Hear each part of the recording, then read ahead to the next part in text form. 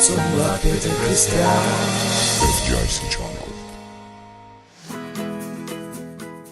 ሰላም የእግዚአብሔር ቤተሰቦች በመላው ዓለም የምትኖሩ የእግዚአብሔር ፍጹም ሙላት ቤተክርስቲያንን የተለያዩ ቻናሎች የምትከታተሉ ዛሬ ደግሞ በሚገርም ጸጋ የሚገርም መልእክት ይዘንላችሁ መተናል። ይህንን መልእክት ከሰማችሁ በኋላ በህይወታችሁ ላይ ታላቅ ለውጥ እንደሚሆን እርግጠኛ ሆኜ እነግራችኋለሁ። ምክንያቱም እግዚአብሔር ቃል የመቀየር አቅም ስላለው ማለት ነው። የእግዚአብሔር ስም ብሩክ ይሁን። እንግዲህ ይህንን መልእክት በልብ መከፈት በማስተዋል ከሰማችሁት የህይወት ለውጥ ይሰጣችኋል። የእግዚአብሔርን ቃል ስሙት፣ ሜዲቴት አድርጉት፣ ተጫወቱት። ያን ጊዜ ፍሬ ታገኙበታላችሁ ማለት ነው። በጣም የሚገርም የእግዚአብሔር ቃል ነው። ፕሊዝ ወደ መልእክቱ እንሂድ። እግዚአብሔር ይባርካችሁ፣ ትባረኩበታላችሁ። ጌታ እናመሰግናለን። ስለዚህ እድል እግዚአብሔርን አመሰግናለሁ። እንደገና የእግዚአብሔርን ቃል ከእናንተ ጋር የምካፈልበትን እድል ጌታ ስለሰጠኝ በጣም አድርጌ አመሰግናለሁ። ክብሩ ለጌታ ይሁን።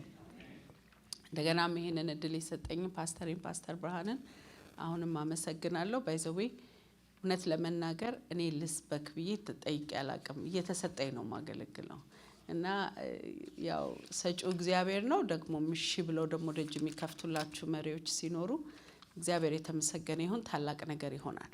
ዛሬ የልጅነታችንን ቅባት የእግዚአብሔር ልጅ መሆናችንን ማንነት በምድር ላይ እንድንገለጥ ዶሚኔት አድርገን እንድንኖር የሚያደርገንን እውነት የምንካፈልበት ጊዜ ነው። እርግጠኛ ነኝ ጆሮአችሁን ሰጥታችሁ እንደምትሰሙኝ እርግጠኛ ነኝ። ስለዚህ የእግዚአብሔርን ቃል አካፍላችኋለሁ። ኦንላይን ከኛ ጋር የምትካፈሉ ሰዎችም ሼር አድርጉ። በመንፈስ ሆናችሁ ስሙት። ደግሞ እግዚአብሔር ይመስገን ቲቪው ተከፍቶ መንፈሱን ሳትካፈሉት አይሆን። የምታደርጉትን ነገር ተውና ቁጭ በሉ። እግዚአብሔር ይመስገን። ከዛ የእግዚአብሔርን መንፈስ እንድትካፈሉ ጠይቃችኋለሁ ማለት ነው። አንድ ጥቅስ ላንብብና ራእይ ላይ እንሂድ። ምዕራፍ 4 ላይ አንድ ጥቅስ እናነባለን። ከዛ ምዕራፍ 3 ላይ ረዛው ራእይ መጽሐፍ ላይ ሄደን ሌላ ጥቅስ እናነባለን ማለት ነው። ጌታ ይመስገን። አንድ 3 ጥቅሶችን አነብና ከዛ በኋላ ላካፍላችሁ የምፈልገውን ቃል አካፍላችኋለሁ። ኢትስ ላይፍ ቼንጂንግ ወርድ። እግዚአብሔር ይመስገን። ያው እግዚአብሔር ቃል እንደ ዳይመንድ ነው። በዚህ በኩል ስታዩት ሌላ መልክ አለው፣ በዚህ በኩል ስታዩት ሌላ መልክ አለው። ግን ህይወታችን ልክ እንደ ዳይመንድ ሻይን እያደረገ እንዲሄድ የሚረዳ ነገር ነው። እስቲ እግዚአብሔርን ቃል የምትወዱ እግዚአብሔር ይመስገን። በቃ ስሙ ይባረክ። አብረን መፍሰስ እንችላለን ማለት ነው። ጌታ ይመስገን። ራእይ ምዕራፍ 4 ላይ የእግዚአብሔር ቃል ሲናገር ከ4 እስከ 10 የእግዚአብሔር ቃል እንደዚህ ይላል። በዙፋኑ ዙሪያ ሌሎች 24 ዙፋኖች ነበሩ። በእነሱም ላይ ነጭ ልብስ የለበሱና በራሳቸው ላይ የወርቅ አክሊል የደፉ 24 ሽማግሌዎች ተቀምጠው ነበር። ከዙፋኑም መብረቅና ድምፅ ነጎድጓድ ወጣ። በዙፋኑ ፊት 7 መብራቶች ይበሩ ነበር። እነዚህ 7ቱ የእግዚአብሔር መናፍስት ናቸው። ደግሞ በዙፋኑ ፊት እንደ መስታወት የጠራ የብርጭቆ ባህር ነበር። በዙፋኑ መካከል በዙሪያውም ከፊትና ከኋላ በአይን የተሞሉ 4 ሕያዋን ፍጡራን ነበሩ። የመጀመሪያው ሕያው ፍጡር አንበሳ፣ ሁለተኛው በሬ ይመስል ነበር፣ ሶስተኛው የሰው ፊት የሚመስል ነበረው፣ አራተኛው ደግሞ የሚበር ንስር ይመስል ነበር። 4ቱም ሕያዋን ፍጥረታት እያንዳንዳቸው 6 ክንፎች ነበሯቸው። በዙሪያቸውም በውስጣቸውም አይኖች የተሞሉ ነበሩ። ቀንና ሌሊትም ቅዱስ ቅዱስ የነበረ ያለው የሚመጣ ሁሉን ቻይ ጌታ አምላክ ማለት አያቋርጥም። ሕያዋን ፍጡራን በዙፋኑ ላይ ለተቀመጠው ከዘላለም እስከ ዘላለም ሕያው ለሚኖረው ክብር ምስጋና ሞገስ ምስጋና በሚሰጡ ጊዜ 24ቱ ሽማግሌዎች በዙፋኑ ላይ የተቀመጠው ፊት ተደፍተው ከዘላለም እስከ ዘላለም ሕያው ሆኖ ለሚኖረው ይሰግዱ ነበር። አክሊላቸውንም በዙፋኑ ፊት አስቀምጠው እንዲህ ይሉ ነበር። ጌታችን አምላካችን ሆይ ክብር፣ ሞገስ፣ ኃይል ልትቀበል ይገባሃል። አንተ ሁሉን ፈጥረሃል፣ በፈቃድህ ተፈጥረዋል ሆነዋል። ምን አድርገው ነው? 24ቱ ሽማግሌዎች በዙፋኑ ላይ በተቀመጠው ፊት ተደፍተው ከዘላለም እስከ ዘላለም ሕያው ሆኖ ለሚኖረው ይሰግዱ ነበር። አክሊላቸውንም በዙፋኑ ፊት አስቀምጠው እንዲህ ይላሉ። ምናቸው? መልሱልኝ። እሺ ራእይ ምዕራፍ 3 ቁጥር 11 ራእይ ምዕራፍ 3 ቁጥር 11 ይሄ ስለ ፊላዴልፊያ ቤተክርስቲያን የእግዚአብሔር ቃል የተናገረው ነው። ቶሎ እመጣለሁ፣ ማንም አክሊልህን እንዳይወስድብህ ያለህን አጥብቀህ ያዝ። አያችሁ? ቶሎ እመጣለሁ፣ ማንም አክሊልህን እንዳይወስድብህ ያለህን አጥብቀህ ያዝ። ምንህ እንዳይወሰድ? ሃሌሉያ። ኦኬ። ስለዚህ አክሊል የ24ቱ ሽማግሌዎች ብቻ አይደለም ማለት ነው። እያንዳንዳችን በህይወታችን ላይ የተሰጠን አክሊል አለ ማለት ነው። ለዚህ ነው ማንም አክሊልህን እንዳይወስድብህ ያለህን አጥብቀህ ያዝ የሚለው ቃል። ብዙ ጊዜ አክሊሉን የምናስበው ስለ 24ቱ ሽማግሌዎች ስናስብ ሲያመልኩት አክሊላቸውን አውልቀው በእግዚአብሔር ፊት እንዴት እንዳስቀመጡት ነው የምናስበው። ራእይ ምዕራፍ 3 ላይ ግን ይመጣና ኖ በቶሎ እመጣለሁ፣ አክሊልህን ማንም እንዳይወስድብህ ያለህን አጥብቀህ ያዝ። የሌለህን አላለም፣ ያለህን። ኦኬ እሺ። እኛ ክራውን አለን ወይ? እኛ ክራውን አለን ወይ? ወይም ክራውን ምንድነው ከሚለው ልጀምር። መጽሐፍ ቅዱሳችን ላይ ራእይ ላይ ከሚያስጠነቅቀው አንዱ ትልቁ ነገር ያለህን አክሊል እንዳይወሰድብህ አጥብቀህ ያዝ የሚል። አጥብቀህ ያዝ። ምክንያቱም ክራውን ስልጣንን፣ ልዩነትን፣ ግዛትን፣ ማንነትን ያሳያል። በህይወታችን ላይ የተደረገልን ክራውን በመንፈስ ዓለም በስጋዊ ዓለም በለበስነው ልብስ እንለያያለን። እኔና ዜድ የተለያየ ልብስ ነው የለበስነው። ኢቭን ቆይ ዜድ ወርሺፕ ሊደሩን ሳይሆን ዜድ የኃይል ሽልውሰድ። እኔ ብሉ ነው የለበስኩት፣ እሷ ጥቁር ነው የለበሰችው። በፊዚካል ዓለም ልዩነታችን ሜርሴቷ ናት ሲባል ብሉ የለበሰችው፣ ዜዴቷ ናት ጥቁር የለበሰችው ነው የሚባለው። በፊዚካል ዓለም በዚህ በመናየው ልዩነት እናደርግ። ልክ እንደዚሁ በመንፈስ ዓለም መንፈሳዊ ኃይላት ባደረግነው ክራውን ልዩነታችንን ያውቁታል። ክራውን በመንፈስ ዓለም አይደንቲፋይ የምንደረግበት ነገር ነው። ክራውን የለበሰ ሰውና ያለበሰ ሰው ያስታውቃል። ለዚህ ነው ኢየሱስ በፊላዴልፊያ ያላለችው ቤተክርስቲያን አንድ ነገር አድርጋለሁ፣ ያለህን ክራውን አጥብቀህ ያዝ፣ ያለህን አክሊል አጥብቀህ ያዝ። ለምን? በመንፈስ ዓለም ሪኮግናይዝ የምንደረገው ስልጣን እንዳለን፣ መብት እንዳለን። ምክንያቱም ክራውን የሚያወራው ልዩነትን ነው። አንድ ንጉስ የንግስና ልብሱን ለብሶ ሲወጣ ከሌሎች ተራ ሰዎች ከሌላ ባለስልጣኖች የሚለየው በለበሰው ባደረገው ክራውን፣ በጫኖ ክራውን ባደረገው ልብስ ነው። ምናልባት የሱን ልብስ ማች አድርገው ሊለብሱት ይችላሉ። አንድ ሀገር ግን ለንጉሱ ከምትሰጠው ክራውን ሌላ ክራውን አትሰጥም። ባይዘዌ ባይብላችን የተጻፈው በንግስና ስታይል ነው እንጂ በፕሬዚደንሻል አይደለም። ስለዚህ አንደርስታንድ አሁን በፕሬዚደንሻል አገዛዝ ውስጥ የምንኖር ሰዎች የክራውን ታሪክ ማወቅ ሊቸግረን ይችላል። ግን እግዚአብሔር ይባርካቸው ብዙ ስለ ነገስታት ፊልም ስለሚሰሩልን ይገባቸዋል። ባይብላችን ደግሞ በንግስና ስለተቀመጠ አንደርስታንድ እናደርጋለን። ስለዚህ አንድ ሰው ኦርዴን ሲደረግ ለንግስና ዓለም ሲደረግ ከሚሰጡት ሁለት ነገሮች ንጉስ ከነበረው ሰው ላይ ክራውኑ ተወስዶ እሱ ላይ ይጫንለታል፣ አለበለዚያ ደግሞ በትር ይሰጣዋል። ሁለቱንም አንድ ላይ አድርገው የመግዣ በትር ነው። when you hold that ያንን ይዛችሁ ስትገኙ ማንም ሁኑ ማን እናንተ ነገስታቶች እንደሆናችሁ አካባቢያችሁ ላይ ያሉ ንጉሶች ያውቃሉ፣ ወታደሮቹ ያውቃሉ፣ ህዝቡ ያውቃል። ልክ እንደዚሁ ጌታ ኢየሱስ ክርስቶስን እንደ ግል አዳኛችን አድርገን ስንቀበል የተመለስነው ወደ ኤደን ገነታችን ነው። ወደ መጀመሪያ ኦቶሪቲ ነው የተመለስነው። ንጹህ ጻድቅ ሆነን ወደ ምንኖርበት በእግዚአብሔር አምሳል ወደ ተፈጠርንበት ማንነት ማለት ነው። በመንፈስ ዓለም አሁን ልክ እንደዚህ በስጋ ዓለም ነጭ፣ ጥቁር፣ ስፓኒሽ ምን እያልን እንደምንኖር የእግዚአብሔር ዓለም ከዚህ ዓለም ይበልጣል፣ ይተልቃል። በጣም ትልቅ ነው፣ ሂውጅ ነው። ቢንግስ አሉ፣ መንፈሳዊ ዓለም ነው፣ መናፍስቶች አሉ፣ መላእክቶች አሉ። የማንነታችን ልዩነት ያለው ከምናደርገው ክራውን ጋር ነው። አሁን እነዚህ የተሰጡ ክራውኖች ወይም እነዚህ አክሊሎች ለሁሉም የተሰጡ አይደሉም። ሃሌሉያ ሃሌሉያ። ለእግዚአብሔር ልጆች የተሰጡ ክራውኖች ናቸው። ይሄ ክራውን ለምንድን ነው የተሰጠን ብላችሁ ከጠየቃችሁ አንደኛ ለልዩነት ነው የተሰጠን። የእግዚአብሔር ልጅ መሆናችን ምልክቱ ያ ክራውን በእኛ ላይ መኖሩ ለልዩነት ነው የተሰጠን። ሁለተኛ የተሰጠን we have mandate የተሰጠን ኃላፊነት አለ። ግዙ ተብለናል። without the crown መግዛት አትችሉ። ምድርን ግዟት ተብሎ ስልጣን ተሰጥቶናል። mandate without authority አይሆንም። ስልጣኑ ክራውኑን ስናደርግ ነው የሚመጣው። ተስማማ? መሰረት ጣልኩ ወይስ እንዴ?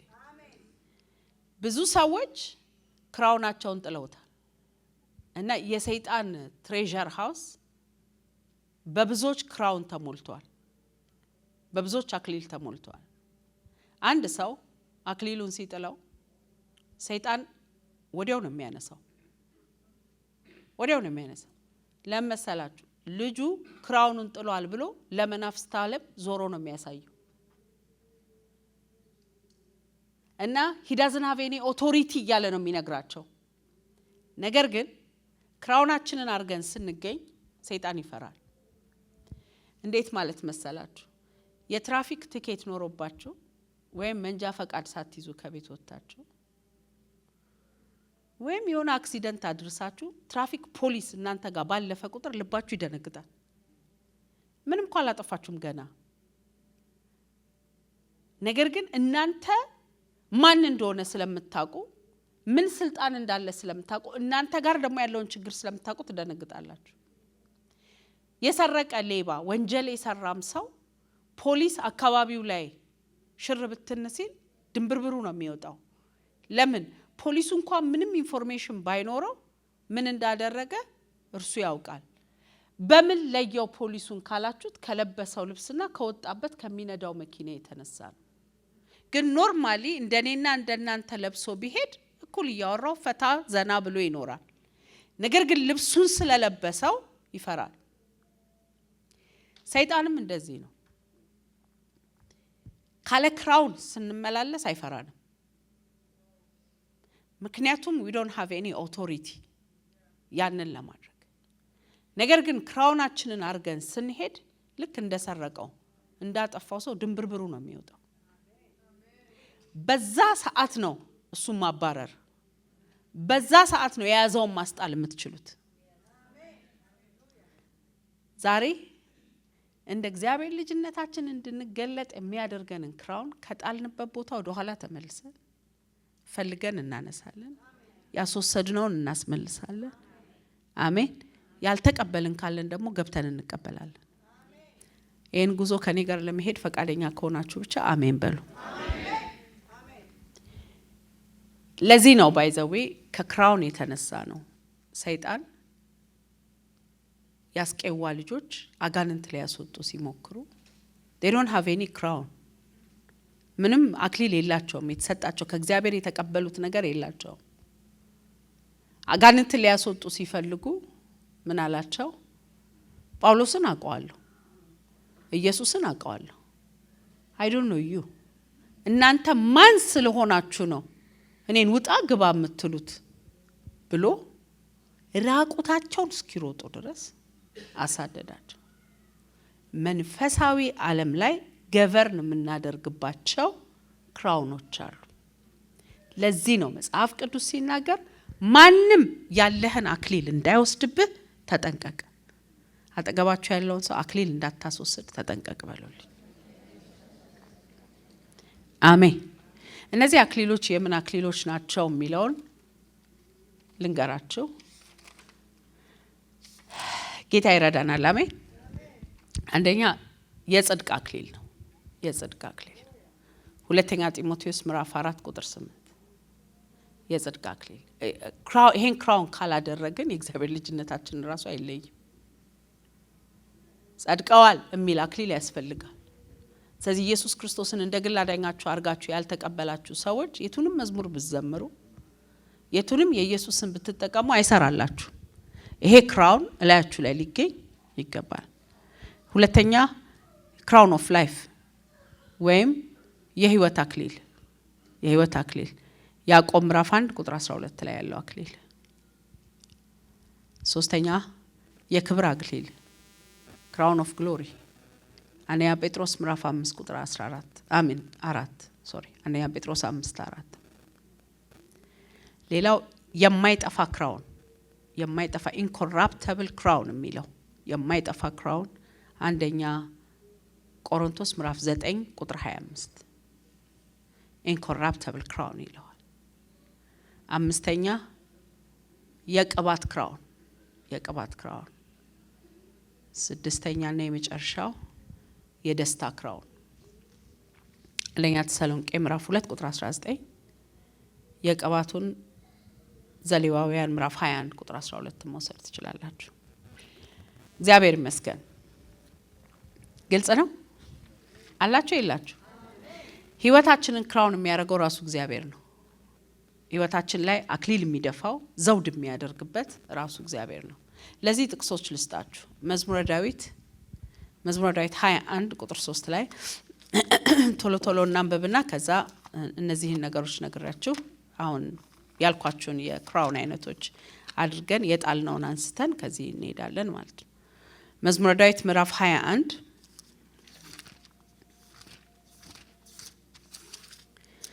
ከ1 እስከ 3 በኢየሱስ ስም አነባዋለሁ። እንደዚህ ይላል። እግዚአብሔር ሆይ ንጉስ በኃይል ደስ ይለዋል፣ በምትሰጠው ድል እጅግ ሐሴት ያደርጋል። የልቡን መሻት ሰጠኸው፣ የከንፈሮቹን ልመና አልከለከልከውም። መልካም በረከትን ይዘህ በመንገዱ ላይ ጠበቅከው፣ የንጹህ ወርቅ ዘውድ በራሱ ላይ አደረክለት። አድራጊው ማን ነው? እግዚአብሔር ነው። መልካም በረከት ይዘህ በመንገዱ ላይ ጠበቅከው፣ የንጹህ ወርቅ ዘውድ በራሱ ላይ ደፋህለት። ስለዚህ ራሳችን ብድግ አድርገን የምናደርገው አይደለም፣ እግዚአብሔር ነው እኛ ላይ ይሄንን ክራውን የሚያደርገው። በንጹህ ወርቅ የተሰራ ክራውን ንጉሱ መንገድ ላይ ተገናኝተው አደረክለት። ዛሬ እግዚአብሔር ያገኛችሁ። እንደሱ እኮ ነው የሚለው እግዚአብሔር ቃል። ሳሙኤልን አገናኝቶት ዳዊትን እግዚአብሔር ሲቀባው ንጉሱን መንገድ ላይ ጠበቅከውና ይላል። ሃሌሉያ። መልካም በረከት ይዘ በመንገዱ ላይ ጠበቅከው። ያ መልካም በረከት ምንድነው? የንጹህ ወርቅ ዘውድ በራሱ ላይ ደፋህለት። አንተ ዘይት ነው የተደፋበት ዳዊት ሲገኝ፣ ግን ዳዊት አንደርስታንድ ያደረገው መንገዴ ላይ ጠብቆኝ እግዚአብሔር የወርቅ ዘውድ ነው የደፋልኝ አለ። አሁን በስጋ ዓለም ያንን ዘውድ ይዘነው አንሄድም። ምክንያቱም ያ ዘውድ ለሰው ልጆች አይደለም። በመንፈስ ዓለም ዶሚኔት እንድታደርጉ ነው የሚሰጣችሁ። ስለዚህ ያንን ክራውን ጌታ ጋር ሄደን እላያችን ላይ ተደርጎልን ሲመጣ በዛ ክራውን ስንወጣ እዚህኛው ዓለም ላይ እንገዛለን። እዚህ ዓለም ላይ ገዢ ለመሆን እዛኛው ዓለም ላይ ክራውን መደረግ አለብን። ጌታ ጋር ሄደን ክራውን ያልተደረግን እዚህኛው ዓለም ላይ መተን እንግዛ ብንል አይሆንም። to tell you frankly እዚህ ምድር ላይ የሚገዙት የሆነ ቦታ ሄደው ክራውን የተደረጉ ናቸው። ወይ ጌታ ጋር ወይ በሰይጣን ዓለም ክራውን ይደረጋሉ። ይህንን ዓለም መግዛት የሚችሉት ክራውን የተደረጉ ናቸው። ሰይጣን ክራውን ያደረጋቸው ሰዎች ዓለምን እየገዙ በጦርነት በሌብነት በውሸት በአመጽ እየገዙ ካሉ እግዚአብሔር ጋር ክራውን የተደረጉ ሰዎች ደግሞ ምድርን ግዟት ተብሎ እንደተጻፈ ባይዘው ይሄንን ክራውን የወሰዱ ሰዎች በበዙ ቁጥር ምድር ታርፋለች። ዛሬ ንጉሱ ያገኛችሁ። ከዛ በክራውን ያርገን። ምንድነው? ያንግሰን፣ ኦርዴን ያድርገን። ሻፓሪያ ባስ አይ ዊሽ እንደኔ ይሄ ረሃብ ቢገባባችሁ ደስ ይለኛል።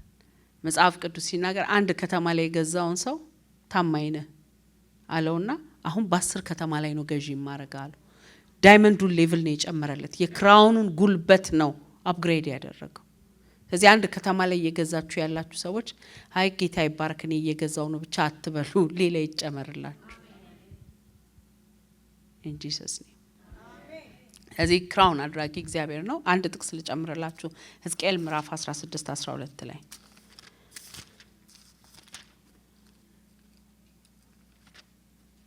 ሕዝቅኤል 16 ስንት ነው ያልኩት? 12 አሜን ጌታ ይባረክ።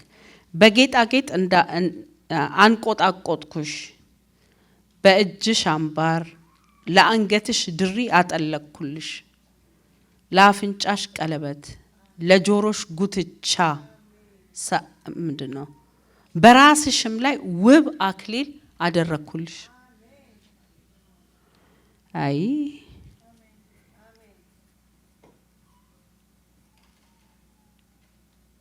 አሜን ብላችሁ ከወሰዳችሁት ይሆንላችሁ። በውሃ አጥቤ ከደም አጠራሁሽ አላትና እንደዛው አልተዋትም። መጀመሪያ የራይቸስነስ ክራውን አደረገላት፣ አጸዳት። ዘይትም ቀባሁሽ። አያችሁት? ሁለተኛው ክራውን ቅድም ብያችኋለሁ፣ የመቀባት ክራውን። ዘይት ቀባሁሽ። ከወርቅ ዘቦ አለበስኩሽ፣ ምርጥ ቆዳ ጫማ አደረኩልሽ፣ ያማረ በፍታ አለበስኩሽ፣ ውድ መደረቢያ አጎናጸፍኩሽ፣ በጌጣጌጥ አንቆጠቆጥኩሽ፣ በእጅሽ ላይ አምባር በአንገትሽ ላይ ድሪ አጠለቅኩልሽ፣ ለአፍንጫሽ ቀለበት በጆሮሽ ጉትቻ በራስሽ ላይ ውብ አክሊል አደረኩልሽ፣ በወርቅና በብር አጌጥሽ፣ ልብስሽ ያማረ ሐረር ወርቀ ዘቦ ነበር፣ ምግብሽም የላመ ዱቄት ማርና የወይን ዘይት ነበር። እጅግ ውብ ወንሽ ንግስት ለመሆን በቃሽ። እኔ ከሰጠውሽ ሞገስ የተነሳ ውበትሽ ፍጹም በመሆኑ ዝናሽ በአሕዛብ መካከል ገነነ ይላል እግዚአብሔር። የተገኘችው በደም ተለውሳ ነው። then she become በጣም ፌመስ ሆነች። ፌመስ እንድትሆኝ ያደረኩሽ ካደረኩልሽ ዘውድ የተነሳ ካደረኩልሽ ቀለበት የተነሳ የጆሮ ጌጥ ስላረኩልሽ ነው። ከደረብኩልሽ መጎናጸፊያ የተነሳ ነው። ካበላውሽ ምግብ የተነሳ ነው ብሎ ይላታል። ስለዚህ ክራውን የሚያደርገን እግዚአብሔር ነው። ዛሬ ወደ ዙፋኑ መተናል። እግዚአብሔር ክራውን ያደርገናል። አሜን አሜን። የብዙዎች ክራውን ግን የብዙ ቅዱሳን ክራውን ግን በሰይጣን መዛግብት ቤት ውስጥ ነው ያለው። እሱ ትሬዠር ሩም ውስጥ ነው ያለው። እንዴት ወደቀ ብላችሁ ስትሉ አንደኛ ሳናቅጠለ ነው ሊሆን ይችላል።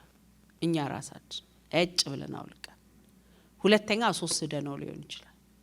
ምክንያቱም ወሳጅ አካል አለ፣ ማንም እንዳይወስድብ ተጠንቀቅ ስለሚል።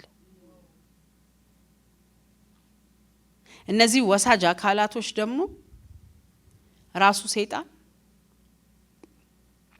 ክፉ ሰዎች፣ ቸልተኝነት፣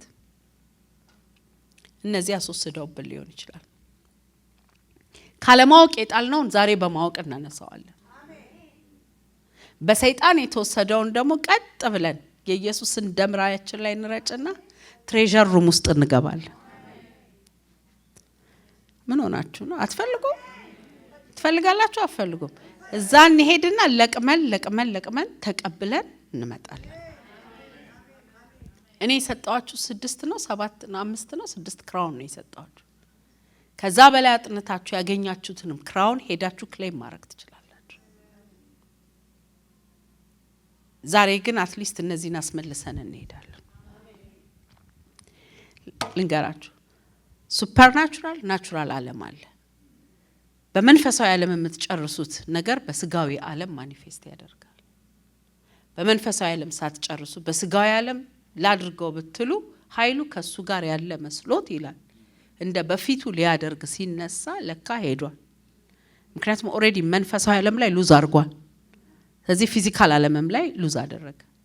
መንፈሳዊ ዓለም ላይ ግን ቪክቶሪየስ ስትሆኑ ምድራዊ ዓለምም ላይ አሸናፊ ትሆናላችሁ። እነዚህ ክራውኖች ገዢ የሚያደርጉን መንፈስ ዓለም ላይ ነው። እነዚህ ክራውኖች አሁንም ደግሜ እናገራለሁ የሚደረጉት በራሱ በእግዚአብሔር ነው እኔ ክራውን ላረጋችሁ አልችልም። ሄጄ ራሴን ሰጠዋለሁ፣ እሱ ክራውን ያረገኝ። አለበስኩሽ አደረኩልሻል። ዳዊትም ደግሞ መንገድ ላይ ጠብቀ አደረክልኛል። ለንጉሱ መንገድ ላይ ጠበቀው። ዛሬም ጌታ ኢየሱስ እሁድ ጠዋት እዚህ ቁጭ ብሎ ክራውን ሊያረገን እየጠበቀን ነው። ፈቃደኛ ሆኖ በዛ መንገድ ላይ የሚሄድ ሰው ጌታ ይሄን ክራውን ፈልገዋለሁ የሚል ሰው ያገኘዋል። ስለዚህ ራእይ ላይ ሲያስጠነቅቅ ምን አለ ለፊላዴልፊያ ቤተክርስቲያን? ሜክ ሹር ማንም አክሊልሽን እንዳይወስድብሽ ተጠንቀቂ ያላት። ምክንያቱም ቪክቶሪየስ አድርጎን ጌታ እስከሚመጣ ድረስ የሚያቀርበን እሱ ነው። ይሄ ክራውን ምን ያደርግልኛል በህይወቴ ላይ ካላችሁ የቅድም የነገርኳችሁን ኦቶሪቲን፣ ልዩነትን፣ ስልጣንን፣ ገዢነትን እንደገና ደግሞ አሸናፊነትን በህይወታችሁ ላይ ዲክሌር የሚያደርገው የበላይነትን ዲክሌር የሚያደርገው ያ ክራውን ላያችሁ ላይ ሲኖር።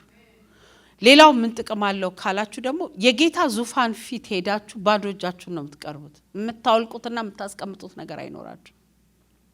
24ቱ ሽማግሌዎች እነዚህ አክሊሎች ስላሏቸው ነው ጌታን ሲያመልኩት ያንን ዙፋን ያንን ክራውን አውልቀው በፊቱ መስገድ የቻሉት ኦሬዲ ክራውኑ ስላላቸው።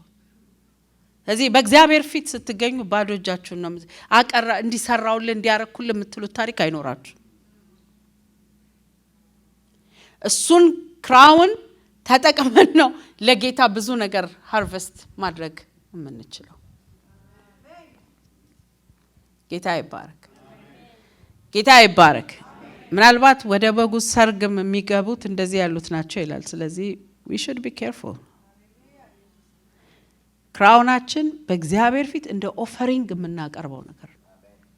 ያንን ክራውን አውልቀን እኔ አይደለሁም አንተ ነህ የምንልበት ቦታ ይገባሃል፣ ታርዳሃል እያሉ ይሰግዱለታል ይላል። ስለዚህ without crown you can't worship him ማለት በቃ ጄኒውን የሆነ በሰብስታንስ ማምለክ ከፈለጋችሁ you need that crown።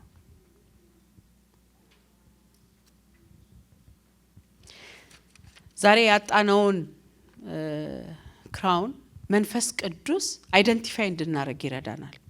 እኔ ረድቶኛል። ሜርሲ ይሄን ጥለሻል ብሎኝ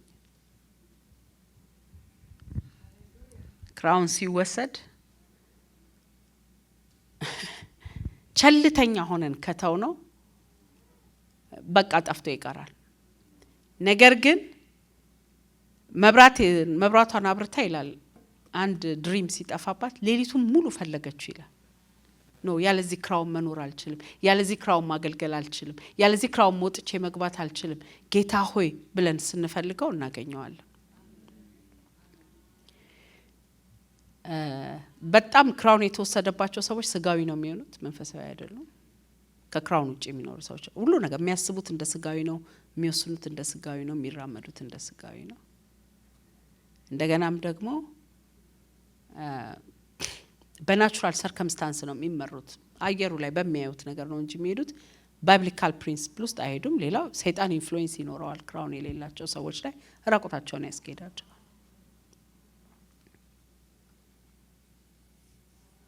ክራውን እንዴት ሉዝ ይደረጋሉ ታዲያ እንዴት ይጠፋሉ ካላችሁ ክራውን ኃጢአት ያጠፋዋል። ህይወታችን ኃጢአት ልምምድ ውስጥ ሲገባ ክራውናችን ለምሳሌ የራይቸስነስ ክራውን ልክ ጌታ እንደተቀበልን ምን ይሰጠን ነገር ነው።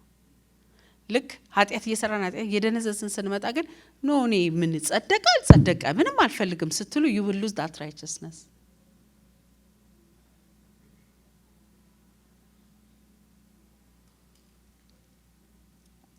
እና አንዳንድ ሌሎቹ ደግሞ ክራውኖች ይሄ የህይወት የክብር ምናምን ክራውኖች ደግሞ ግንኙነታችንን ስናጣ ኦፌንድ ስንሆን በሰዎች የምናጣቸው ክራውኖች ናቸው። ገዢ እንዳንሆን የሚያደርጉን ነገሮች ናቸው። የሚገርማችሁ አሰፍስፎ ሰይጣን የሚጠብቀው ከዳንን በኋላ ክራውናችንን እንድንጥል ነው። ልክ አንተ ባንድም በሌላ ማንም እንዳይወስድብህ ስለሚል አንዳንድ ጊዜ ራሳችን አልኳችሁ ሰይጣን አልኳችሁ ክፉ ሰዎችም ደግሞ በህይወታችን ላይ ይመጣሉ። የሚመጡት አንድና አንድ አላማ ብቻ ነው ያለው ሰይጣን። እነሱን ተጠቅሞ የናንተን ክራውን ማስጣል ነው። አሳፍረዋችሁ፣ ከሳዋችሁ፣ ጥፋተኝነት እንዲሰማችሁ አድርገው ኃጢአት እንድትበድሉ እንድታደርጉ ከአመጻቸው ጋር አስተባብረዋችሁ ያንን ክራውን ይውልዝት ማንም እንዳይወስድብህ ተጠንቀቅ። ጌታ ሆይ በሉ የጣልኩትን ዘውድ እንዳነሳ ወርዳኝ።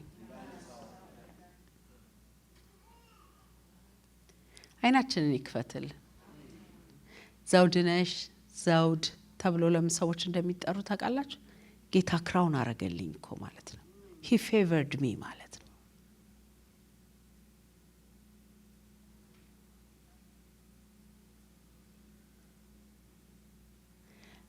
መንፈሳዊ ዓለም ሪኮግኒሽን የምንሰጠው እዚህ ሀገር በምንነዳው መኪና በምንኖርበት ቤት በለበስነው ልብስ እውቅና ይሰጡናል።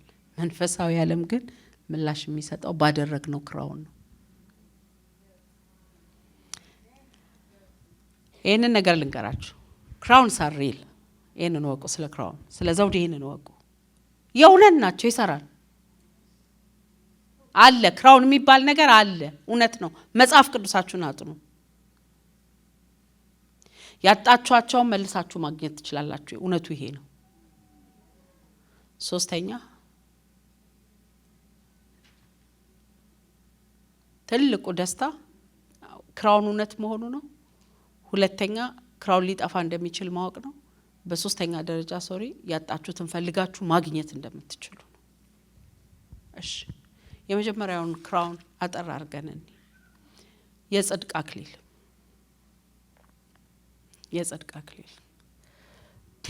ሁለተኛ ጢሞቴዎስ ምዕራፍ 4 ቁጥር 8 ሁለተኛ ጢሞቴዎስ ምዕራፍ 4 ቁጥር 8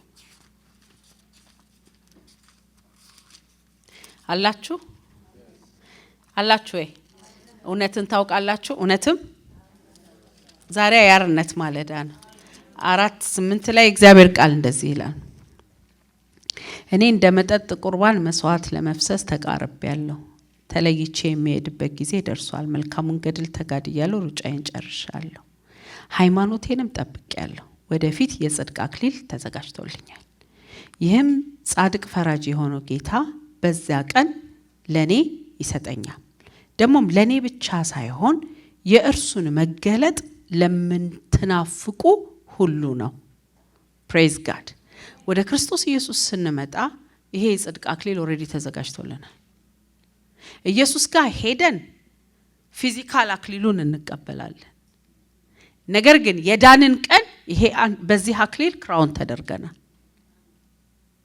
ሐዋርያ ጳውሎስ ምናፍቀው ይሄንን ነው አለ። እንደ መጠጥ ቁርባን እንኳን ፈስሼ ብሄድ የተዘጋጀልኝ አክሊል አለ፣ እሱን ልቀበል ይሄዳለሁ። ያም የጽድቅ አክሊል ይባላል አለ። አሜን። ይህንን የጽድቅ አክሊል ህይወታችን የሚለብሰው ኢየሱስ ክርስቶስን እንደ ግል አዳኛችን አድርገን ስንቀበልና ሳንክደው ወደሱ የምንሄድ ከሆነ ነው። መጀመሪያ በመንፈስ ዓለም እንለብሰዋለን። ሞተን እሱ ጋር ስንሄድ ፊዚካል አክሊሉን እንቀበላለን። አሜን። ፕሬዝ ጋድ። አሁን አንዳንድ ሀገሮች ፊዚካል ያልሆነ ቪዛ ይሰጣሉ። ፊዚካል ቪዛውን ሀገሪቷ ልትገቡ ስትሉ ነው የሚሰጧችሁ። ኢሜል ነው የሚልኩላችሁ። ፓስፖርታችሁ ላይ ገና አልተመታም፣ እጃችሁ ላይ አልገባም። ኦሬዲ ና ቪዛው አለ በዚህ ወረቀት ነው ይላችኋል። ልክ እዛ ስትሄዱ ግን ቪዛውን ይሰጧችኋል። ልክ እንደዚሁ ኢየሱስ ክርስቶስ እንደ ግል አዳኛችን አድርገን ስንቀበል በምድር ላይ የማይታይ አክሊል የጽድቅ አክሊል ኦሬዲ ያድርገናል። ነገር ግን እሱ ጋር ስንሄድ ያንን አክሊል ከእጁ እንቀበላለን። አንድ ቀን ጌታዬን አየዋለሁኝ፣ አክሊሌን ከእጁ ረከባለሁኝ። አሜን። አንድ ቀን ጌታዬን አየዋለሁኝ፣ አክሊሌን ከእጁ ረከባለሁኝ። ይኸውላችሁ ደህንነት ጊፍት ስለሆነ ያንን ስጦታ የተቀበልን ቀን የጽድቅ አክሊል ተቀብለናል። ሰርቶ የጸደቀ የለም አይደል? አምነን የጸደቀን። ስለዚህ ልክ በክርስቶስ ኢየሱስ አዳኝነት አምናለሁ፣ በሞትና ትንሳኤው አምናለሁ ስንል በዚህ በራይቸስነስ ክራውን ተደርገናል። አሜን። ኦኬ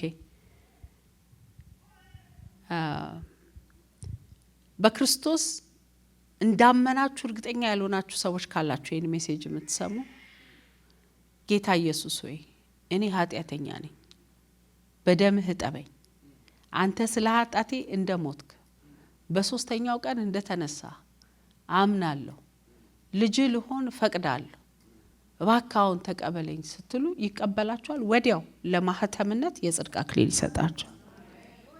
አልፈልግህም ካሁን በላይ አንተ ልጅ አልሆንም ብላችሁ ካልካዳችሁት እሱ ክራውን አይጠፋም።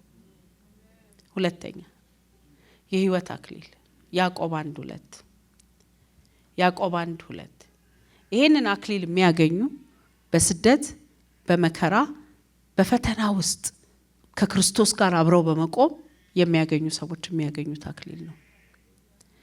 በፈተና የሚጸና ሰው ለሚጸና ሰው የሚሰጥ አክሊል ነው። በፈተና የሚጸና ሰው ብፁዕ ነው፣ ምክንያቱም ፈተናን ሲቋቋም እግዚአብሔር ለሚወዱት የሰጠውን ተስፋ የህይወት አክሊል ያገኛል። እና በፈተና ውስጥ ይሄ ቴምፕቴሽንን ዲል አድርገን ነው ለእግዚአብሔር ብዬ ይሄንን አላደርግም ስትሉ፣ ስለ ክርስቶስ ስትገፉ፣ ስለ ክርስቶስ ስትጠሉ፣ ስለ ክርስቶስ ስትነቀፉ ከንቱ አይደለም። እያንዳንዱ ነገር ወደ አክሊልነት ይቀየራል። እኔ ይሄንን ጥቅስ ከማግኘቴ በፊት ጌታ አንድ ቀን የጸሎት ቦታ ነገረኝ። ዝም ብሎ ይሰድቡኝ ጀመር የሆኑ ሰዎች፣ ዝም ብሎ ስሜን ያጠፉ ጀመር የሆኑ ሰዎች።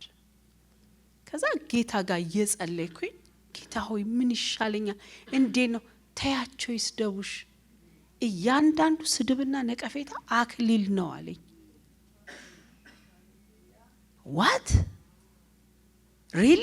እያንዳንዱ የሚወረውሩ ድንጋይ ላንቺ አክሊል ነው አለኝ። ከስንት ዓመት በኋላ ጥቅሱን አገኘሁት። ኦሬዲ ግን ከጌታ ጋር ሰምቼዋለሁ። በፈተና ውስጥ ስታልፉ፣ ስለ ስሙ መከራ ስትቀበሉ፣ ሰዎች ስለ ጌታ ሲነቅፏችሁ፣ ስለ ወንጌል ስራ ስትገፉ just count it as a joy ይላል መጽሐፍ ቅዱስ። ለምንድን ነው ስለ ደስታ የምቆጥረው ስትሉ እያንዳንዱ ነገር ለካ አክሊል ነው። ራማዶጄሌቦን አክሊል ደግሞ እውነቴን ነው የምላችሁ ሰማይ ላይ ሄዳችሁ አውልቃችሁ የምታመልኩበት ጉዳይ ብቻ አይደለም፣ ገዢ ያረጋችኋል። ኢንቫይሮንመንት ላይ ትገዛላችሁ። በጌታ በኢየሱስ ስም የህይወት አክሊል ይኖራችኋል። ያ የህይወት አክሊል ከሚያደርገው ነገር አንዱ ምን እንደሆነ ታውቃላችሁ? በህይወት ፍሬያማ እንድትሆኑ ያረጋችኋል። ለህይወት የሚያስፈልገውን ነገር ሁሉ እንድታገኙ ያረጋችኋል። የህይወት አክሊል ይቀበላል ማ በፈተና የሚጸና ሰው። ከጌታ ዘንድ በመንፈስ ዓለም ህይወትን መቅዳት የምትችሉበት አክሊል ነው። ዋው ማሾ ካላሪያ ሶፓላሪ። ለዚህ ነው ባይዘዌ ይሄ ክራውን ሐዋርያ ጳውሎስ ነበረው። በድንጋይ ውግር አርገውት አራግፎ ተነሳ ይላል። ለምን እንደሆነ ታውቃላችሁ? የህይወት አክሊል ስለሆነ ህይወት ቀዳበት። ስለዚህ ድንጋዩ አልገደለውም። ለዚህ ነው አንዳንድ የሚያገለግሉ ሰዎች በእውነት የሚገል ነገር መጥቶ አይገላቸው። ክራውን ኦፍ ላይፍ ላያቸው ላይ አለ። በመንፈስ ዓለም የማትገደሉ፣ የማትቀሰፉ፣ የማትጠፉ እንደሆናችሁ የሚያውጅ ክራውን ዛሬ የህይወት አክሊል ይደረብላችሁ። አንዳንዱ ግን ይሄ የህይወት ክራውንን ማግኘት አይችልም። ምክንያቱም ሲሰደብ መልሶ ነው የሚሳደበው፣ ሲነካ መልሶ ነው የሚነካው። ሁሌ ፍጥጫ ውስጥ ነው ያለው። ከዚህ የተነሳ የህይወት አክሊል ላዩ ላይ የለም። ግን ክራውን ኦፍ ላይፍ ስለ ጌታ ብለው ዋጋ የሚከፍሉ በመከራ ውስጥ ያለፉ ፈቃደኛ የሚሆኑ ሰዎች የሚያደርጉት አክሊል ነው። ፕሬዝ ጋድ ፕሬዝ ጋድ። ጌታ ምስክሬ ነው። ይሄ ክራውን ላያችሁ ላይ ሲኖር ህይወት ጣፋጭ ነው። እዛ ውስጥ ዝማሬ ትቀበሉበታላችሁ፣ እዛ ውስጥ መልእክት ትቀበሉበታላችሁ፣ እዛ ውስጥ የእግዚአብሔርን ፕሮቴክሽን ታዩበታላችሁ፣ እዛ ውስጥ ፍሬ ታዩበታላችሁ። ከዛ ወይ በቃ ይበሉ ስል ጌታ ዶንት ኮል ኢት አለኝ። መከራ አትጥሪ ያለኝ ግን ሲሆን that brings crown ዛሬ ከመከራ ውስጥ ዘላችሁ በመውጣት ወደ ስጋዊነት የምትቀየሩ ሰዎች ክራውን ጥላችኋል። ሄደና ነሰዋል መጨረሻ ላይ እንጸልያለን። አሜን። ማሻካላራራ ማንዴሬሌቦ በዚህ ክራውን ውስጥ ያሉ ሰዎች ሲደክሙ ኃይለኛ ናቸው። ስደክም ያን ጊዜ ብርቱ ነኝ ይላል። ይሁንልን። የሚገርማችሁ ይሄ ክራውን ደግሞ አክሰስ ይሰጣቸዋል። ሌሎች ሰዎች የማይገቡበት ዓለም ውስጥ ይገባሉ። ዋው it gives you crown it gives you crown በመገፋት ውስጥ ስታልፉ ስለ ጌታ ክፋት አርጋችሁ አይሆንም። ስለ ጌታ ተንኮል አርጋችሁ አይሆንም። ስለ ጌታ ግን you will get life crown። አንድ ጊዜ አንድ ፕሮግራም ላይ ነበርኩኝ እና ፕሮግራሙን በታላቅ ትህትና የሄድኩት ፕሮግራም ነው። ምክንያቱም already I want to be part like እዛ ፓርት ውስጥ መሆን የምፈልገው ሳይሆን ጌታ ግን ሂጂ ያለኝ በኋላ ባሌ ደግሞ ቅር ይለኛል ብዬ ሳስብ እሱም ሂጂ ያለኝ ሁለቱም ተባበሩ እና እዛ ጉባኤ ላይ ሄድኩኝ። ጉባኤው ሪጀክሽን ቴብል አለው። you know you're not welcoming in that place ግን they invite you you have to be there። ጌታ ሆይ ላንተና ለብርሽ ብቻ ብዬ እንደመጣው ታውቃለህ አይደል አልኩና ጸለይኩኝ። በኋላ ፕሮግራሙ ሲያልቅ የኢንተርቪው ታይም ነበረውና የሆኑ የተወሰኑ ሰዎች ተጠርተው ኢንተርቪው ይደረጋሉና እኔ ከዚህ ጋር ዞሬ ያወራው ነው ላይክ እኔና ዜድ እንዲፊት ለፊት ብናወራ ማለት ነው እና ያወራው ዜድ ፕሮግራሙን እየጋበዘኝ ነው ነይ አሁን እንደዚህ አይነት ፕሮግራም ስለሚደረግ ኢንተርቪው ስለሚደረግ ተገኝ ምናምን እያለኝ ነው። በእውነታው ወይ ታዲያ እኔ እንደነሱ ኮማች አርጌ ያለበስኩ ምናምን እያልኩኝ እንደዚህ ያወራሰ ዜድን ከኋላ ሴቲቱ እንዳጠራት ስትል አየሁ እና አየሁኝ። ስሙ ይባረካልኩና በሉ ሰላም ዋሉ ብዬ ተነስቼ ወጣሁ። መጀመሪያውም ቴብሉ በሪጀክሽን ተሞልቷል አይቼዋለሁ። ከዛ በኋላ ገለገልኩ ሄድኩኝ ፕሮግራም ጨረስኩ። ኢትዮጵያ ለጌም ቼንጀር ሄድኩኝ። ማአት ኢንተርቪው ቻናሎች አገኘሁ ኢቢኤስ ላይ እኔ እዚህ የኖርኩኝ ኢቢኤስ ላይ ለምንድን ነው የምጠየቀው? ብዙ ኢንተርቪዎች መድረኮች አገኘውና አገልግዬ ጨርሼ ቤቴ መጣሁ። አንድ ቀን ብርሽ ምሳላ ቀርብለት እየጠበቀኝ ሶፋ ላይ ቁጭ ብሏል። እኔ ኪችን ወጥ እያሞኩ ነው። ጌታ መጣ።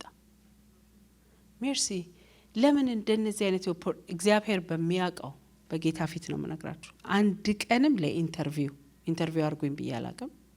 ለአገልግሎትም ጋብዞኝ ብዬ አላቅም። እኔ እግዚአብሔር ብቻ ነው የሚከፍትልኝ እና እዛ ኪችን ውስጥ ቁጭ ብዬ ያማሞክ ለምን እነዚህን ሁሉ ኢንተርቪው ደጆች እንደከፈትኩልሽ ታውቂያለሽ አለ። ኧረ እኔም ግራ ገብቶኛል አልገባኝም አልኩት።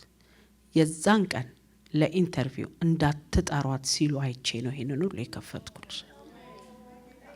የህይወት አክሊል ስፕሪት ዓለም ላይ አክሊል ተደረገልኝ። ያ አክሊል የህይወት ደጅ ከፈተ። ስለ ክርስቶስ ስለ ሌላ አይደለም፣ ስለ ወንጌል ለምታደርጉት ነገር he will open door for you። ግን እዛው አፍላፍ ተካፍቼስ ቢሆን ኢቭን ለዜድ አልነገርኩትም። ማለት የቆምኩትን ሰው ዜድ ብየዋለሁ አልነገርኩትም። አይቻታለሁ እኮ አላልኩትም። ዝም ብዬ ነው የወጣሁት። ለባሌ ግን ነግሬዋለሁ።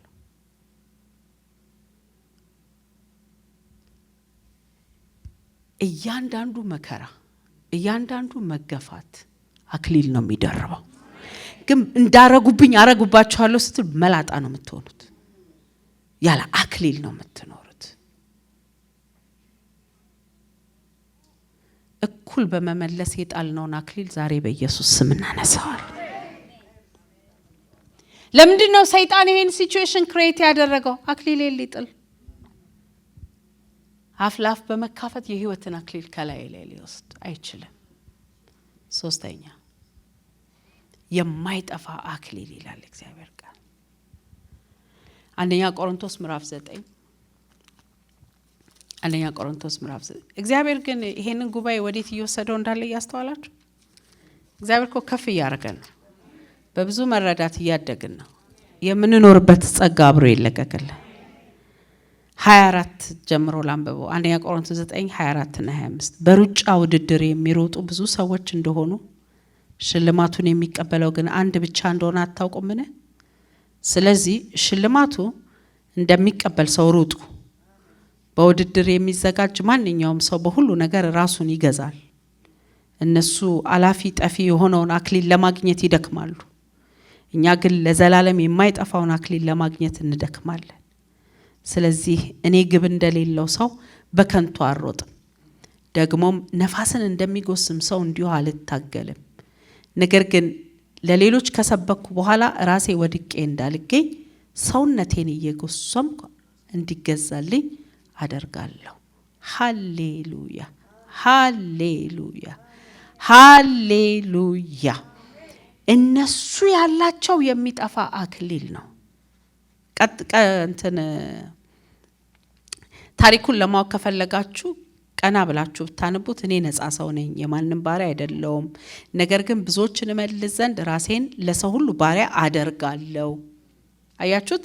የኖረው ኑሮ አይሁድን እመልስ ዘንድ ከአይሁድ ጋር እንደ አይሁዳዊ ሆንኩ፣ ራሴ ከሕግ በታች ሳልሆን ከሕግ በታች ያሉትን ለመመለስ ዘንድ ከእግዚአብሔር እንዳሉት ለመንኩ። እኔ ራሴ እግዚአብሔር ሕግ ነፃ ያልሆነውን ለክርስቶስ ሕግ የሚገዛ በሆነም ሕግ የሌላቸውን እመልስ ዘንድ ሕግ እንደሌለው ሰው ሆንኩኝ። ደካሞችን እመልስ ዘንድ ለደካሞች እንደ ደካማ ሆንኩኝ። በሚቻለኝ ሁሉ አንዳንዶችን አድን ዘንድ በሁሉ ነገር ሆንኩኝ። I paid the price. ይህንን ሁሉ የማደርገው ከወንጌል በረከት እካፈል ዘንድ ስለ ወንጌል ብዬ ነው። በሩጫ ውድድር የሚሮጡ ብዙዎች እንደሆኑ ሽልማቱን የሚቀበለው ግን አንዱ ብቻ እንደሆነ አታውቁምን? ስለዚህ ሽልማቴን እንደሚቀበል ሰው ሩጡ። ለውድድር የሚዘጋጅ ማንኛውም ሰው በሁሉ ነገር ራሱን ይገዛል። እነሱ ኃላፊ ጠፊ የሆነውን አክሊል ለማግኘት ይደክማሉ፣ እኛ ግን የዘላለም የማይጠፋውን አክሊል ለማግኘት እንደክማለን። ሰው ሁሉ ለኑሮ መቃናት፣ ለህይወቱ፣ ለስኬቱ ሲደክም እኔ ለወንጌል ስደክም ያን ጊዜ አለ የማይጠፋ አክሊል ወስዳል አላቸው። አክሊል የላቸውም አይልም፣ ባይዘው እነዛ አላቸው ግን የሚጠፋ ነው። እኔ ግን ማረጋውን ሁሉ ምኖረውን ስማር ስለ ወንጌል ስማር፣ ስኖር ስለ ወንጌል ስኖር፣ ስሰጥ ስለ ወንጌል ስሰጥ ያን ጊዜ የማይጠፋውን አክሊል እቀበላለሁ። ከትንሹ ጋር እንደ ትንሽ ሆንኩኝ፣ ከሚያውቀው ጋር እንደሚያውቅ፣ ከባሪያው ጋር እንደ ባሪያ ሆንኩኝ፣ ከሕግ አዋቂው ጋር እንደ ሕግ አዋቂ ሆንኩኝ። ሁሉን ስለ ወንጌል አደርጋለሁ። ሁሉን ስለ ወንጌል ማድረግ ስንጀምር የማይጠፋ አክሊል እንወስዳለን። ባይዘዌ መልካም አክሊሎች ብቻ አይደለም መጽሐፍ ቅዱስ ላይ ያሉት፣ ሌሎች ክፉ አክሊሎችም አሉ። በኋላ ጥቅሱን ዝም ብዬ ሰጣችሁ። የትዕቢት አክሊል የሚባል የሚጠፋ ከአንዱ መጥፎ አክሊል ይሄ ነው። የሚጠፋ አክሊል ከምድር አይሻገር። ስለ ወንጌል ሁሉን ሳደርግ፣ ለአንድ ሰው ወንጌል ስሰራ የማይጠፋ አክሊል እቀበላለሁ። ስለ ወንጌል ዋጋ ስከፍል፣ ገንዘቤን ስሰጥ የማይጠፋ አክሊል እቀበላለሁ። ስለ ወንጌል ብዬ ከማይመጥነኝ ሰው ጋር እታች ወርጄ እንደ ከባሪያ ጋር እንደ ባሪያ ሆንኳል፣ ከሚለምን ጋር እንደሚለምን ሆንኳል፣ ከሕግ አዋቂዎች ጋር ያ የማይጠፋውን አክሊል ይሰጠኛል። ያ አክሊል በመንፈስ ዓለም ዶሚኔት እንድታረጉ ያደርጋቸዋል።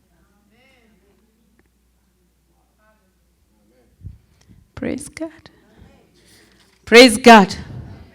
ይሄን ታዲያ ስጋችንን እየጎሰም ነው የምንቀበለው አክሊል ነው። እንደ ስጋ ፈቃድ እየኖርን የምንቀበለው አይደለም። ስጋ የሚፈልገውን እየከለከል ነው የምንቀበለው አክሊል ነው። ፕሬዝ ጋድ አሜን። ሌላው የቅባት አክሊል ነው። አራተኛ ኦኬ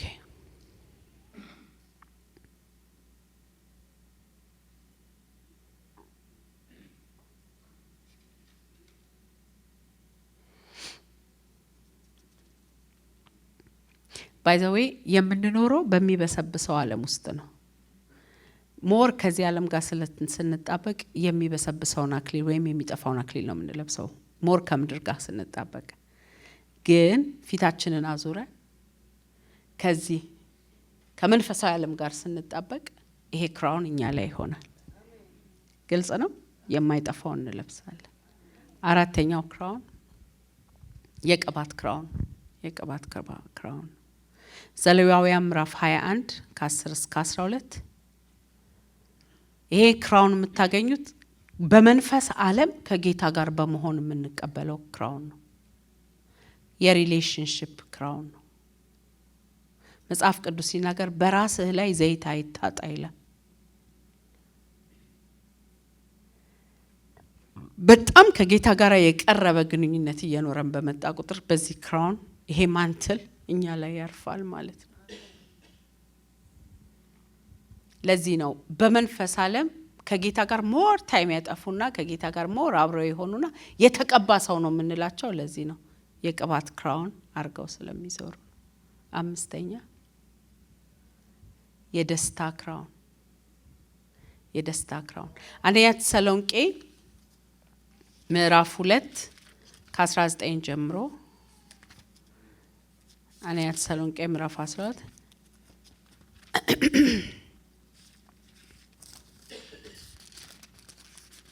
ቀድሞኛ ያገኘ ካለ ያንብብ ሊያነብልኝ ይችላል። ሼፓላ ባራራ ባሽ እንደለ ወራወራ ለባስ ተሪለ ባሽ እንደለ ወራወራ ባስ ተደደማሽ አንደኛ ተሰሎንቄ ምዕራፍ 2 ቁጥር 19 ላይ የእግዚአብሔር ቃል እንደዚህ ይላል። ነገር ግን ወንድሞቹ እኛ በልባችን ሳይሆን በአካል በጥቂት ጊዜ ከናንተ ብንርቅም ለእናንተ ካለን ታላቅ ፍቅር የተነሳ ፊታችሁን ለማየት ብርቱ ጥረት አደረግን። ወደ እናንተ ለመምጣት ፈልገን ነበር። በተለይም እኔ ጳውሎስ ብዙ ጊዜ ሞክሬ ነበረ፣ ነገር ግን ሰይጣን አዘገየኝ። የጌታችን ኢየሱስ ሲመጣ በእርሱ ፊት ተስፋችን ወይም ደስታችን ወይም አክሊላችን ማን ነው? እናንተ አይደላችሁምን? በእርግጥ ክብራችንም ደስታችንም ናችሁ። እናንተ የኛ አክሊሎች ናችሁ። የምን? የደስታችን የክብራችን አክሊሎች ናችሁ። ሰው ይሄ የደስታ ክራውን ያላቸው ሰዎች የድል አክሊል አላቸው። ኦሬዲ አሸናፊነት አላቸው። አሜን። ይሄ ክራውን ዓለም እውቅናም ሊሰጠው የሚችለው አይነት ክራውን ነው። ስታደርጉት ገቨርን ታደርጋላችሁ። ይሄ የሰማዩን ደስታ ሪፍሌክት የሚያደርግ ክራውን ነው። የሰማዩ የደስታ አክሊል እናንተ ላይ ሲሆን እዚህ ጋር ታገኙታላችሁ። ማኒፌስት ይሆናል። ምን እንደሚሆን ታውቃላችሁ? እሱን ለብሳችሁ ስትሄዱ ሰዎች ሁሉ በደስታ መንፈስ ይሞላሉ። እናንተ የደስታችን አክሊሎች ናችሁ። በጌታ በኢየሱስ ስም ህይወታችሁ በደስታ አክሊል ይሞላ። ለምን ብትሉ ያንን የደስታ መንፈስ ስትይዙ ነው ከመድኃኒት ምንጮች ውሃ መቀዳት የሚችሉት። የደስታ አክሊል የሌለው ሰው በዚህ በጨለማ ዓለም ላይ ጨለማ ሆኖ ነው የሚኖረው። ደስታችሁ ሲወሰድ ጌታ ሆይ በሉት። ወደ ጌታ ሄዱና ጌታ ሆይ የት ጋር እንደጣልኩት አላቅም፣ የደስታ አክሊሌን በኢየሱስ ስም አሁን አነሳዋለሁ። ሰይጣን በአንድ ኬዝ ወይ መጥፎ ሪፖርት በመስማት ኢቭን በሆርሞናል ቼንጅ ደስታችንን ሊወስድብን ይችላል። ወደ ዙፋኑ ሂዱና ኖ ከዚህ ልብስ ውጪ ሆኜ መገኘት አልፈልግም፣ ይህንን የደስታ ክራውን በኢየሱስ ስም አደርገዋለሁ፣ አጠልቀዋለሁ ስትሉ በዛ ክራውን ህይወታችሁ ዲኮሬት ይሆን። በጣም የሚገርመኝ ነገር ልንገራችሁ። እግዚአብሔር የሆነ መንፈሳዊ ዓለም ላይ ለኔ ስራ ሲሰራ የማላቀው የደስታ መንፈስ ይሞላኛል እና ለባለቤቴ ሁሉ ይለዋለሁ፣ እግዚአብሔር የሆነ ቦታ ስለኔ ስራ እየሰራ ነው፣ ደስታ ተሞላው እለዋለሁ። ያ ክራውን ኦፍ ጆይ መንፈሳዊ ዓለም ላይ ስለናንተ ስራ እንዲሰራ የሚያደርግ ነገር ነው። ለዚህ ነው ሐዋርያ ጳውሎስ ሲናገር ሁል ጊዜ በጌታ ደስ ይበላችሁ። always we have to wear the crown of joy። ሰይጣን ግን ያንን ደስታችንን ሊቀማ የማይሰራው ነገር የለም። ምክንያቱም በሐዘንተኛ ልብ ውስጥ የሚሰራ ስራ ስለሌለ ለዚህ ነው ጌታ ምን አለ? ያንን ክራውን እንዳታስወስድ ተጠንቀቅ። አጠገባችሁ ያለውን ሰው ታግዙኛላችሁ? የደስታውን ክራውን እንዳታስወስድ ተጠንቀቅ ትሉታላችሁ? የደስታ አክሊልህን አታስወስድ። ሃሌሉያ። ለምን? የምትገዙበት ነው፣ የምታሸንፉበት ነው። መንፈሳዊ ዓለም የሚያስለቅስ ነገር ሆኖ ፈገግ ስትሉበት ለቋችሁ ነው የሚሄደው።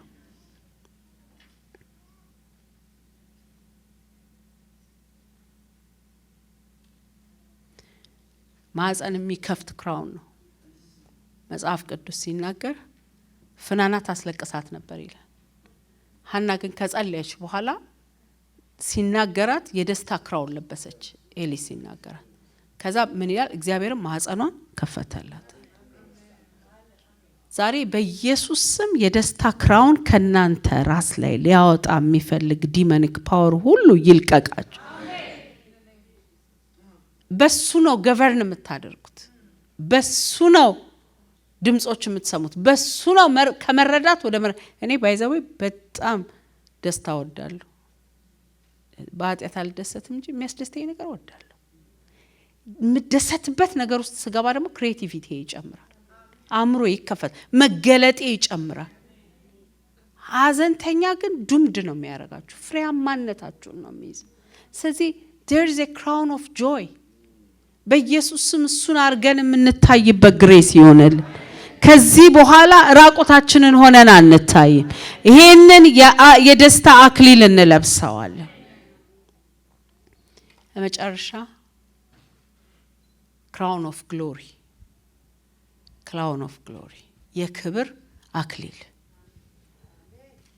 ኢሳይያስ ምዕራፍ 28 ቁጥር 5 ላይ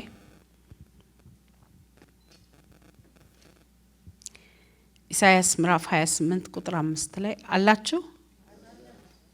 እታይባረክ 28 5 ላይ የእግዚአብሔር ቃል እንደዚህ ይላል።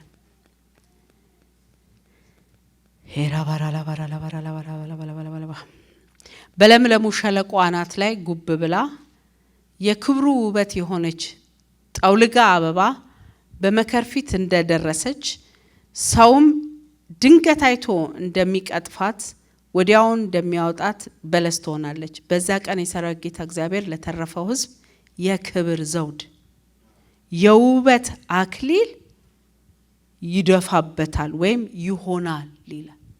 ለቀረው ሕዝብ በዛ ጊዜ ጌታ ጋር ሄደን እኮ አይደለም የክብር ዘውድ የውበትም አክሊል ይሆነዋል። ሻፓላ ባሪያማስ ማን ነው የሚሰጠው? ራሱ እግዚአብሔር። የምን አክሊል በሉልኛ? የምን አክሊል? ለምን አትናገሩ? አሜን። ግሎሪ ኦፍ ክራውን የግሎሪ ክራውን ጄሌቦራ ማንዲ ያላባስ ያላባ ማን ነው የሚሰጠው? እግዚአብሔር። አንደኛ ጴጥሮስ ምዕራፍ 5 ቁጥር 4 አንደኛ ጴጥሮስ ምዕራፍ 5 ቁጥር 4 ዛሬ እነዚህ ለብሰን ነው ምን ሄደው 5:4 የእረኞች አለቃ በሚገለጥበት ጊዜ የማይጠፋውን አክሊል ትቀበላላችሁ። ሌላ ትርጉም ላይ የማይጠፋውን የክብር አክሊል ትቀበላላችሁ ይላል። I love this crown ለመሰላችሁ ይሄንን ክራውን የለበሱ ሰዎች የግሎሪ ክራውን የምታገኙበት ትልቁ ቦታ ጌታ ዙፋን ጋር መቅረብ ነው። እግዚአብሔር ፕሬዘንስ ውስጥ ስትገቡ ነው ግሎሪ ያለው፣ ደመናው ያለው እሱ ያለበት ጋር ነው። እና ይሄንን አክሊል የተቀበሉ ሰዎች ሲወጡ እዚህ ምድር ላይ ኬሪ ያደርጉታል። ግሎሪው በሄዱበት ያንን ክብር ተሸክመው ነው የሚዞሩት። እነሱ ጉባኤ ውስጥ ሲገኙ ልዩነት አለ፣ እነሱ መድረክ ላይ ሲቆሙ ልዩነት አለ። ለምሳሌ ኦሬዲ የክብር ተስፋ ያለው ክርስቶስ በውስጣችን ይኖራል አይደል? እሱን ኦሬዲ ነክተነዋል። ስለተነካካን ከዚህ ያ ግሎሪ ወደ ውጭ ይወጣል እና የክብር ግሎሪ በሄዱበት ይታያል። እና ሲገቡ ሰው ቤት ኢንቫይሮንመንት ይቀየራል። ቸርች ውስጥ መኖራቸው አለመኖራቸው ያስታውቃል። የተሸከሙት ክብር የሚናገር ነው የሚሆነው። ያ ባይዘው በጣም ከዚህ ምድር ጋር ለተጣበቀ ሰው አይሆንም ይሄ ስብከት፣ ግን በመንፈስ ዓለም ለሚመላለስ ሰው ይሆናል። ኪንግ ጄምስ ቨርሽኑም እንደሚለው ታውቃላችሁ፣ crown of glory that fades not away ይለዋል። ፌድ ማያደርገው crown of glory ይለዋል። አሜን አሜን። ቅባቱ ቀንሷል አይባልም ማለት ነው። because ፌድ አያረግም። ይሄ ግን ሁሌ ክራውንድ የምንደረገው በኢንቲሜሲ ውስጥ ነው። አሜን። ይሄ ክራውን የእግዚአብሔር መንጋ ከማገልገል ጋር የሚመጣ ነው። ወረድ ብላችሁ ብታነቡት እንደሱ ነው የሚለው። ስላገለገልን የምናገኘው ክራውን ነው።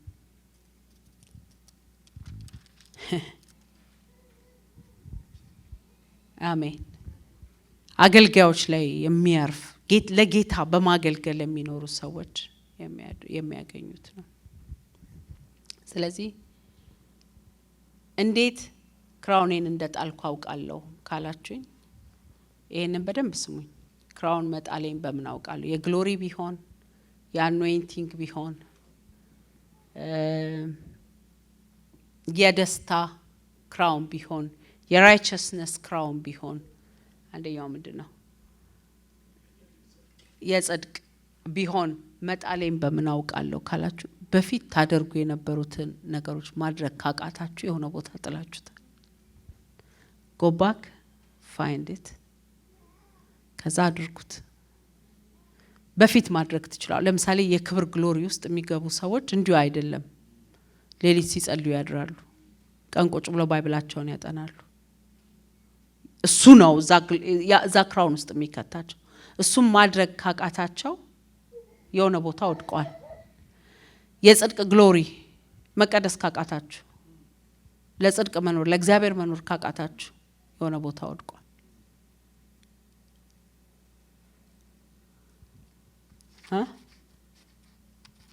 አሜን ነው። የቅባት ይሄ ኢምፓወርመንት ካጣችሁ ይሄ አኖይንትድ የሆኑ ሰዎች አንድ ነገር ሰርተው በጣም ፍሬያማ ነው የሚሆኑት። እሱን ነገር ካጣችሁት ጌታ ሆይ የት ነው ያጣሁት? የደስታ ክራውን ከወደቀባችሁ በትንሹ ነገር ከፍት እያላችሁ የምታለቅሱ ከሆነ የሆነ ቦታ የደስታ ክራውን ጥላችሁ go back and find it። አሜን። ሲጠፋባት መብራቷን አብርታ ፈለገችው። ሃሌሉያ። ከዚህ በፊት ለሰዓታት መጸለይ ትችሉ ነበር። አሁን ለ5 ደቂቃ ጸሎት አቅም የላችሁ። ቸርች መምጣት የየለት ተግባራችሁ የነበረ አሁን በወር አንዴ በሁለት ወር አንዴ ማግኘት የጣላችሁ ታክሊል አለ። ተሰጡ ነበር መስጠት አትችሉም። አሁን ለምንስ ይሰጣል ብላችሁ መጠየቅ ጀምራችኋል። የጣላችሁት ነገር አለ። እንዴት አርጌ ሪስቶር ላርገው? አንደኛ የት እንደጣልኩት ማወቅ እንድችል ሆሊ ስፒሪት እንዲረዳኝ መጸለይ ያለብኝ። ጌታዊ ምንድነው የጣልኩት? የት ጋር ነው የጣልኩት? show me holy spirit።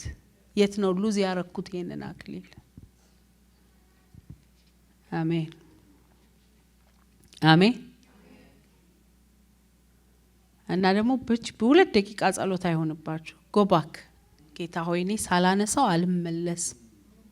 አልመለስም። ሻባራ ላባሪ በተለይ በልሳን መጸለይ ያግዛችሁ። ምክንያቱም አእምሯችሁ የረሳችሁትን ነገር እንድታስታውሱ ያደርጋችሁ። መንፈስ ቅዱስ በጣም ነው የሚረዳው። የት ጋ ሉዝ እንዳደረጋችሁ ታውቃላችሁ። አንድ ጊዜ ሻርፕነሴን አጣሁት። ይሄ በመንፈስ ድሩሩሩ የሚለው ነገሬን አጣሁት። ጌታዊ ምን ሆኛለሁ? የሆኑ ሰዎችን ስጠይቅ አንዳንዴ እኮ በመንፈሳዊ ልሜ ዝምታ ጊዜ አለ። ኖ እንደሱ አይነት ነገር አይደለም። ከዛ ጌታ የተቀመጥኩበትን ቴብል አሳየ። እዚህ ጋር ቁጭ ብለሽ እንደዚህ አይነት ዲስከሽን አድርገሽ አይሆንም አይቻልም አይደረግም ከሚሉ ጋር አሜን አሜን አዎ ስትይ ቁጭ ብለሽ you lost this there አለ።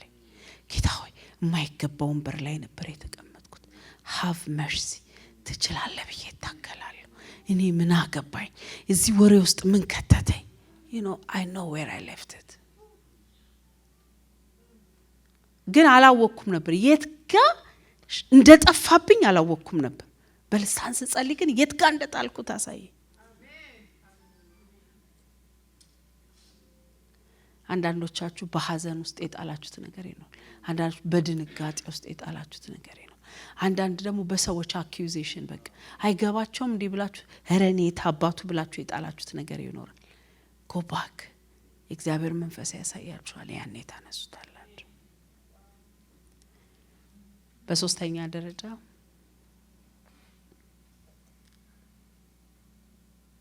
ይህንን ክራውን ለመጣል የከፈላችሁትን ዋጋ አስቡት። ለማንሳትም ዋጋ መክፈል ፈቃደኛ ሆኑ። በመጨረሻ ጌታ ሆይ ያረክልኝን ክራውን አውልቄ በጣልኩት ምህረት አድርግልኝ በሉ። አሜን። ማረኝ። እኔ አውቀዋለሁ። አኖይንቲንግ ሲጠፋ አውቀዋለሁ። እንደ በፊቱ ማድረግ ፈልጌ ማድረግ ሲያቅተኝ አውቀዋለሁ። ኦፕሬት የሚያደርጉት ነገሮች የሚመጡት ወደ ህይወት የሚመጡት ነገሮች ሲቆሙ አውቀዋለሁ። ሪስቶር ሊያደርገው የሚችለው ንስሐ ብቻ ነው። ከንስሐ በኋላ ግን ሁሌ አንዳንድ ሰዎች የሚያስቸግሩኝ ካውንስሊንግ ብለው በዚህ ነው። ንስሐ ገብተን ሪስቶር ከተደረገ በኋላ ግን እኮ ፓስተር አይሰማኝም ይላሉ። የእግዚአብሔር ነገር በእምነት ነው፣ በስሜት አይደለም። አማኝ የማያምን ሰው 5 የስሜት ህዋሳት አለው። መስማት፣ መቅመስ፣ መዳሰስ፣ ማየት፣ ማሽተት። አማኝ 6 ነው ያለው። እምነትም ይባላል። ሃሌሉያ። እንደውም 5ቶቹ ከመጀመሪያው በኋላ ነው የሚመጡት። ካመንን በኋላ ነው የምንቀምሰው፣ ካመንን በኋላ ነው የምናየው። ስለዚህ አሁን ልንጸልይ ስለሆነ ነው እና ክራውኑን መልሳችሁ ስታረጉት በእምነት እዩ። እንደገና ሄዳችሁ ጌታዊ መልሶ አትበሉ። በቃ ዛሬ ጄኒዩን የሆነ ሪፔንታንስ አድርገን ከጣልንበት ሄደን እናነሳዋለን። አሜን።